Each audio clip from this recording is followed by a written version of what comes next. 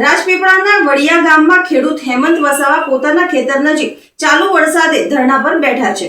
તેઓએ જણાવ્યું હતું કે દર ચોમાસામાં તેઓના ખેતરમાં પાણી ભરાઈ જાય છે। ખેતર નજીક બનાવવામાં આવેલ સોસાયટીના લીધે ચોમાસામાં વરસાદી પાણીનો યોગ્ય નિકાલ નહીં થતા તેમના ખેતરમાં પાણી ભરાઈ જાય છે અને તેઓને ભારે નુકસાન વેઠવું પડી રહ્યું છે।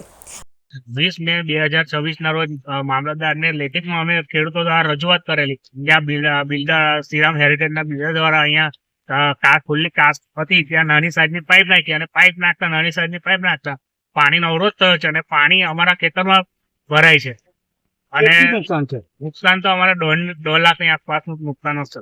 તમે પ્રશાસનને કે કોઈને જાણ કરી છે? મેં અત્યાર સુધી પ્રશાસનને નહીં જાણ કરતા, કાલે હું જે આપણા માધ્યમથી જે સમાચાર પ્રસારિત થયા હતા અને હું કીધું કે કાલે ધરણા પર બેસવા, જો આ તંત્ર દ્વારા જો એથી પાઇપ હટાવવામાં નહીં આવે તો એમને હજુ સુધી કઈ કામગીરી થઈ નથી, એટલે હું આજે ધરણા પર બેસતો। કોઈ અધિકારી તમને ફોન કર્યો કે હજુ સુધી કોઈ ફોન આવ્યો નથી મારી પર।